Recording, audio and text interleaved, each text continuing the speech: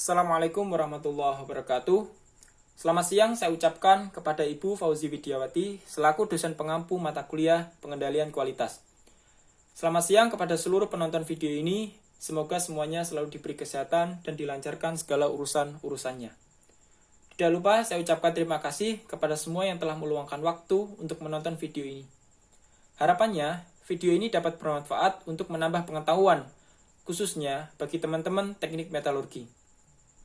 Sebelumnya perkenalkan, nama saya Taufik Al-Muhadzib dari program studi Teknik Metalurgi Fakultas Teknik Universitas Teknologi Sumbawa. Dalam kesempatan kali ini, saya akan mencoba menjelaskan mengenai analisis kegagalan pada hasil fabrikasi paduan Mg3ZN dan Mg3ZNX XFECU melalui metode metalurgi serbuk.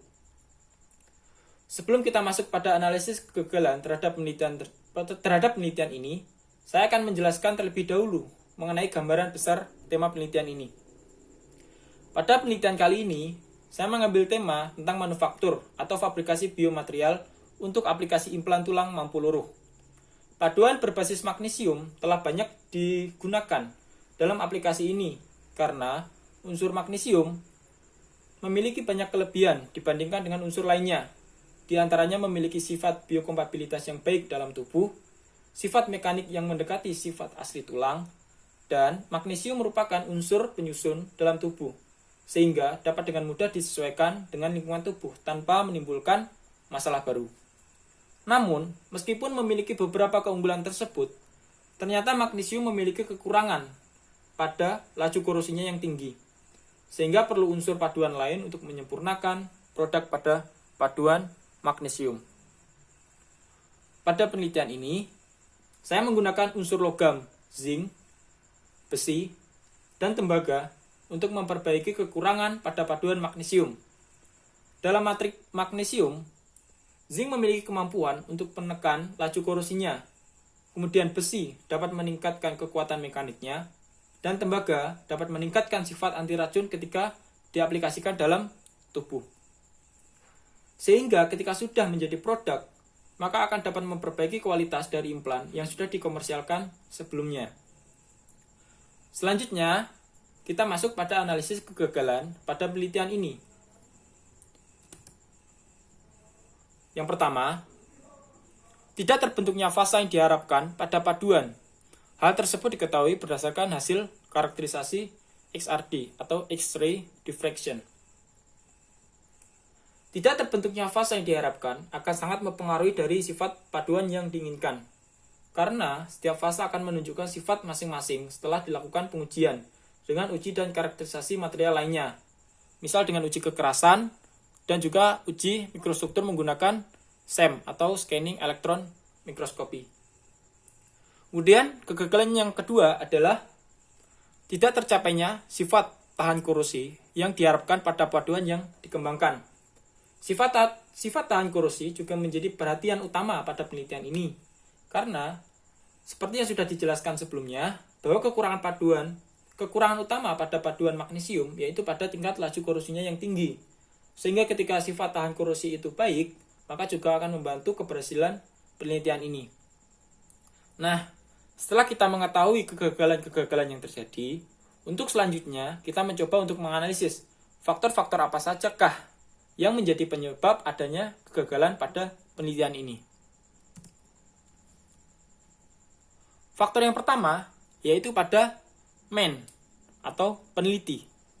Penelitian merupakan pembuatan paduan baru untuk logam 3 unsur, sehingga peneliti kesulitan dalam menentukan komposisi yang tepat. Kemudian faktor yang kedua adalah metode. Metode yang digunakan metalurgi serbuk. Pada masing-masing proses sudah disesuaikan dengan referensi, termasuk untuk material logam yang digunakan.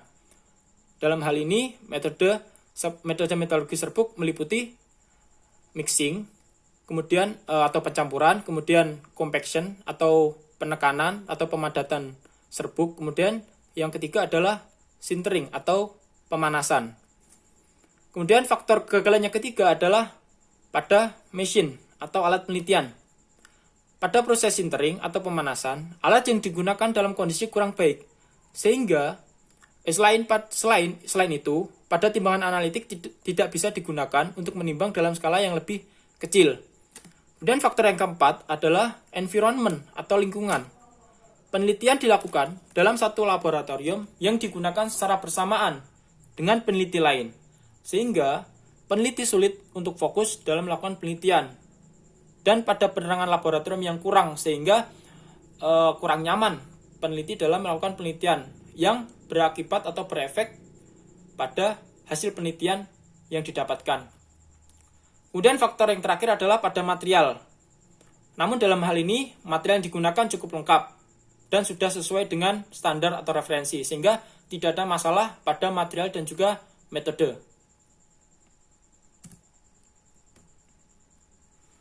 Setelah kita mengetahui faktor-faktor apa saja yang menjadi penyebab kegagalan, sekarang kita akan mengaitkan dan membahas antara kegagalan dan faktor yang menjadi penyebab, serta akibatnya pada hasil paduan. Terjadinya pembentukan fasa MgO pada Mg3Zn 0,1 Fe dan Mg3Zn 0,1 Cu, di mana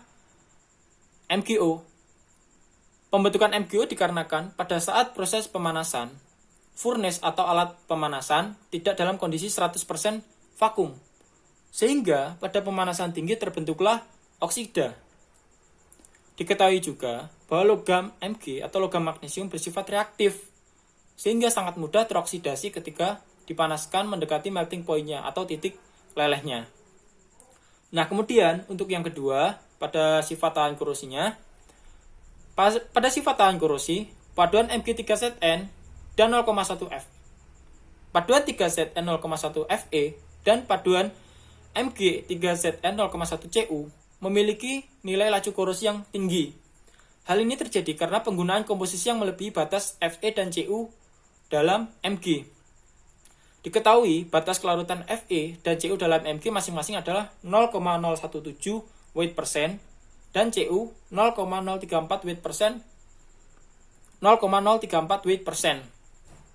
Nah, ketika timbangan yang digunakan tidak bisa dalam skala kecil, sehingga peneliti susah untuk mengukur dalam skala yang sangat kecil. Oleh sebab itu, kekurangan pada alat timbangan dapat mempengaruhi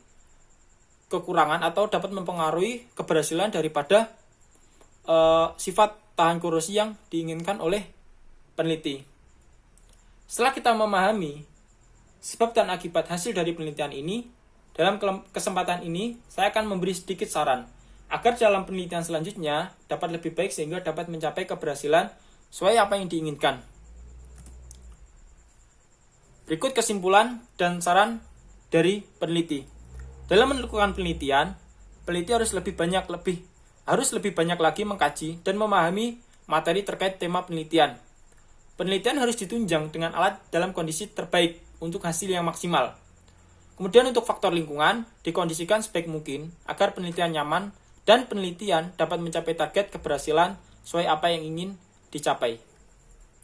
Mungkin itu poin-poin yang dapat saya sampaikan. Semoga bermanfaat. Jika ada kekurangan, mohon dimaafkan. Jika ada kelebihan, datang dari Allah Subhanahu wa taala. Sekian dari saya, kurang lebihnya mohon maaf. Wassalamualaikum warahmatullahi wabarakatuh.